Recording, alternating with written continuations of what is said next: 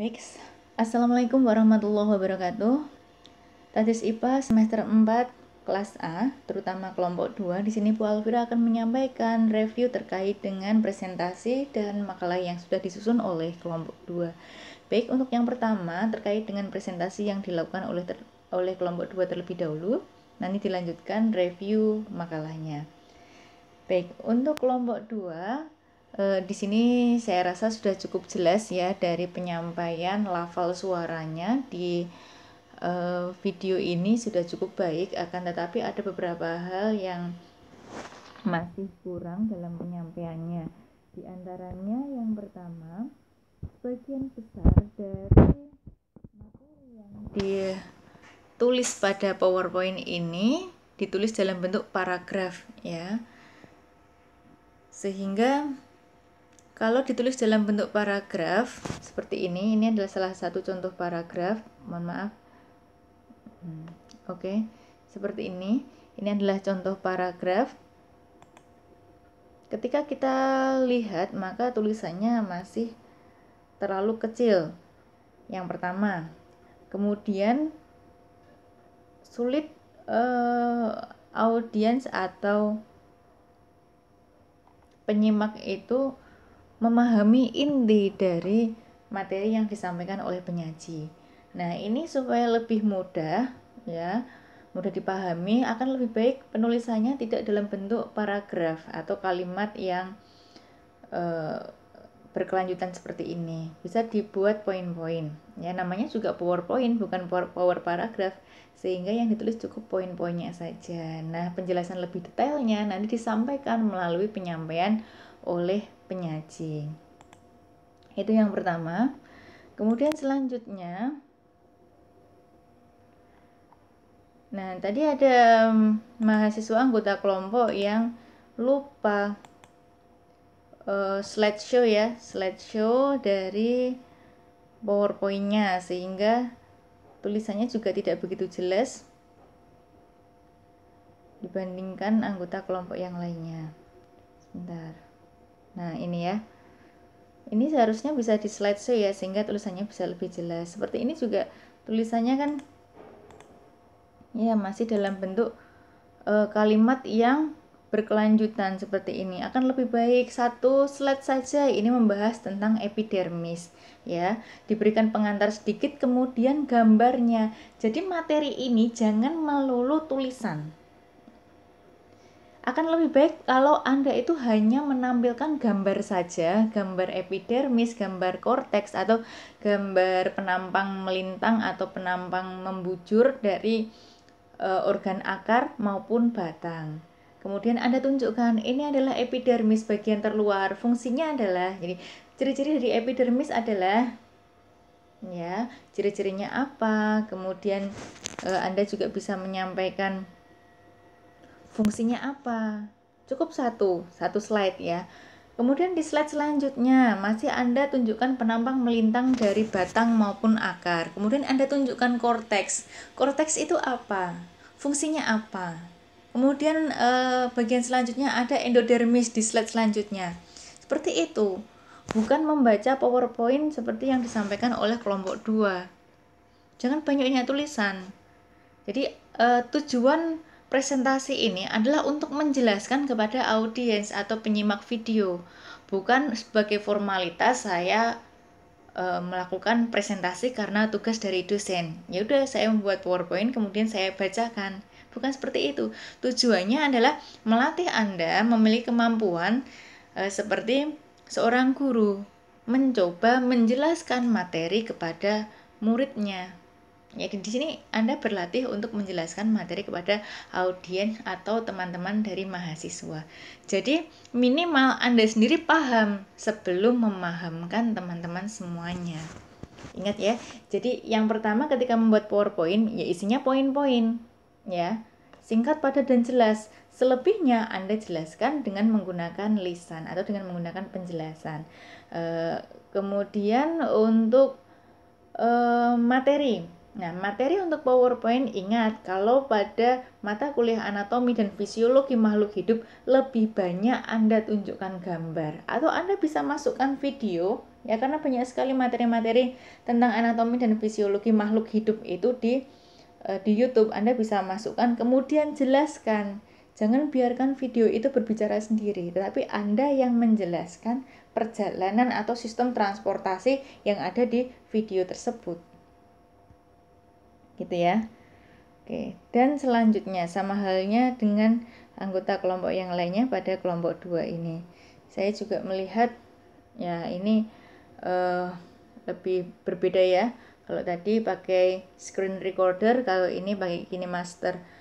Nah, tetapi untuk isinya sama saja karena tetap menulis atau mencantumkan materi ke dalam PowerPoint ini masih secara keseluruhan langsung satu paragraf ya. Coba kalau misalnya ini dibuat poin-poin ya, akan mudah disampaikan, kemudian akan mudah juga diterima oleh audiens. Kemudian selanjutnya akan saya sampaikan terkait dengan makalah yang disusun oleh kelompok 2. Nah, catatan dari saya yang pertama, ketika Anda membuat makalah ya, sama catatan dengan kelompok 1, usahakan Anda jangan langsung copy paste, tetapi Anda cerna tulisan di referensi atau di sumber yang hendak Anda kutip, kemudian pindahkan di lembar kerja Anda dengan menggunakan definisi sendiri atau dengan menggunakan bahasa sendiri. Yang penting intinya sama. Ya. Bahkan jika ada 5 kalimat yang sama dengan tulisan yang Anda kutip di referensi, Anda sudah dikategorikan sebagai plagiat. Ya, itu merupakan tindakan plagiarisme atau menjiplak. Maka kita harus latihan, mumpung masih semester 4, Anda harus latihan membuat tulisan karya tulis ilmiah ya, seperti makalah ini dengan menggunakan bahasa sendiri atau disebut sebagai parafrase. Gitu ya. Nah, diawali pada latar belakang. Untuk kelompok ini tolong dilengkapi lagi bahwa yang namanya latar belakang itu bukanlah pendahuluan dari suatu materi. Latar belakang pada suatu karya ilmiah itu berisi tentang pentingnya Anda membuat atau menulis karya ilmiah ini, yang membuat makalah ini dengan judul Anatomi dan Fisiologi Makhluk Hidup pada Batang dan Daun. Kira-kira pentingnya apa sih materi ini Anda buat? Bukan berarti pentingnya sebagai sarana untuk memenuhi tugas dari dosen loh ya. Tetap Anda sampaikan, kenapa sih audiens itu perlu membaca anatomi dan fisiologi tumbuhan di batang dan akar, fungsinya apa? Kira-kira kalau sudah tahu, kira-kira apa? Kayak gitu ya. Atau alasan Anda menulis makalah ini, kira-kira alasannya apa? Disampaikan di sini. Gitu ya. Jadi Anda perlu latihan juga membuat latar belakang. Kalau saya baca di sini ya, ini masih membahas tentang pendahuluan dari suatu materi, gitu ya. Selanjutnya, apakah rumusan bukan permasalahan ya? Adapun rumusan masalah dalam makalah ini adalah yang pertama, langsung saja, bagaimana anatomi akar tumbuhan. Yang kedua, bagaimana anatomi batang tumbuhan. Yang ketiga, langsung saja, bagaimana fisiologi akar dan batang tumbuhan. Gitu ya. Atau bagaimana fisiologi dalam kurung sistem transportasi pada akar maupun batang. Pada akar dan batang tumbuhan. Kemudian di bab 2, perhatikan, hati-hati dalam penulisan numbering pada makalah ya. Urutannya adalah huruf A besar dilanjutkan dengan angka 1 ya. Angka 1, bukan A kecil. Baru kalau nanti bercabang A kecil. Kalau nanti bercabang lagi 1 kurung kayak gitu. Nah, yang masih kurang di kelompok ini Ini ya, jadi pertama nanti yang tadi yang latar belakang, kemudian rumusan masalah direvisi, kemudian penulisan numbering seperti ini. Kemudian yang belum ada adalah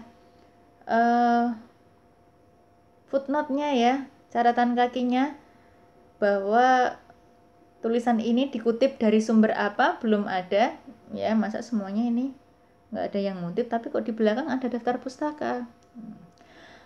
Lagi, tidak hanya di PowerPoint, pada makalah ini tetap harus dilampirkan gambar-gambar. Jangan lupa ketika Anda mencantumkan gambar, tuliskan juga sumber gambarnya. Sumbernya jangan www.google.com loh ya. Anda tulis diambil dari situs mana atau dari buku apa, kemudian Anda foto, masukkan sini juga tidak apa-apa. Yang penting ada sumbernya. Tuh ya. Nah, kalau di makalah ya penulisannya bukan poin-poin tetapi paragraf. Tambahkan gambar. Nah, di sini menurut para ahli biologi, perbedaan antara akar dan batang tidak ada hubungan dengan letaknya. Saya kurang setuju dengan pernyataan ini, dan ini diambil atau dikutip dari mana sepertinya juga belum jelas. Ya.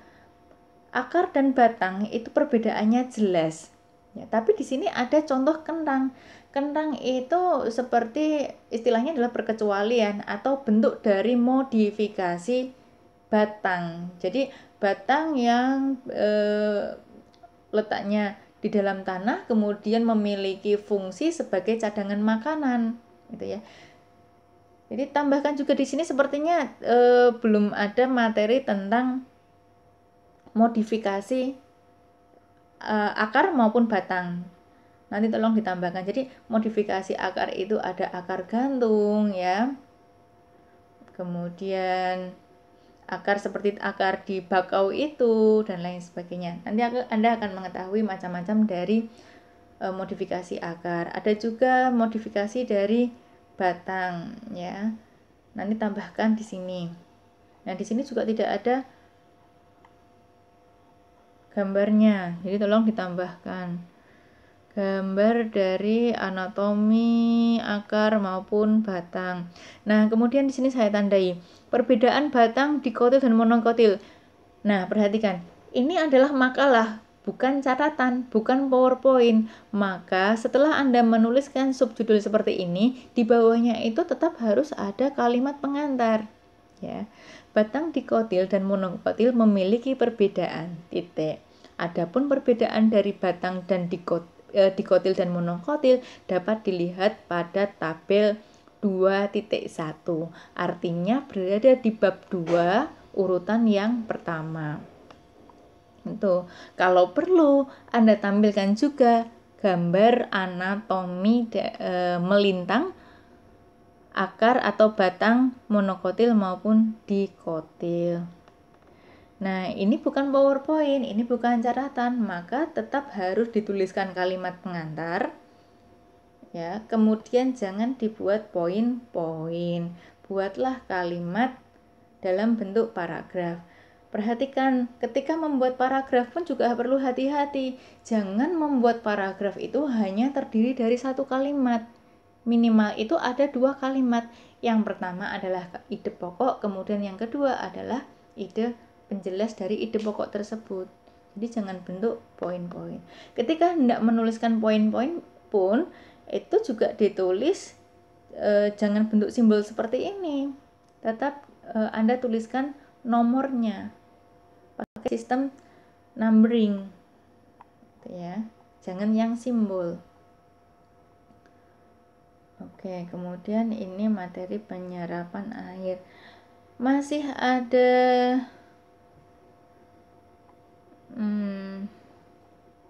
ini juga poin-poin semuanya. Oke. Tolong tambahkan lagi materi tentang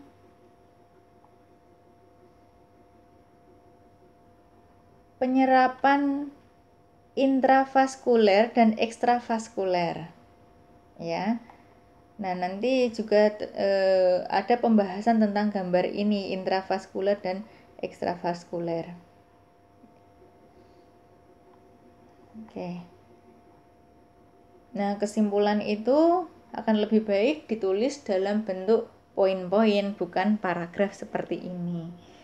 Begitu ya. Nah, mumpung masih semester 4, maka ya sebenarnya masih wajar ada beberapa kesalahan dalam penulisan makalah atau karya tulis ilmiah. Yang penting kesalahan itu tidak diulangi lagi pada tugas selanjutnya, pada tugas penulisan selanjutnya. Dan saya harap kelompok-kelompok yang lainnya setelah ini jangan mengulangi kesalahan yang sama, karena kelompok-kelompok selanjutnya itu hasil tugasnya harus lebih baik dari kelompok yang sudah maju, gitu ya. Nah, ini daftar pustakanya juga masih terlalu singkat ya, tidak jelas. Oke, tolong ini juga diperbaiki. Jadi kelompok 2 nanti silahkan revisi makalahnya, kemudian upload di Drive, jangan lupa open access agar bisa dilihat oleh semua orang. Kemudian linknya diletakkan pada deskripsi dari video presentasi Anda. Anda sampaikan bahwa ini adalah revisi dari makalah yang sudah dibuat. Lengkapi dengan gambar-gambar, jangan lupa Anda menulisnya dengan teknik parafrase sehingga Anda tidak dimasukkan dalam kategori plagiat, gitu ya. Demikian yang bisa saya sampaikan, kurang lebihnya mohon maaf. Saya akhiri. Assalamualaikum warahmatullahi wabarakatuh.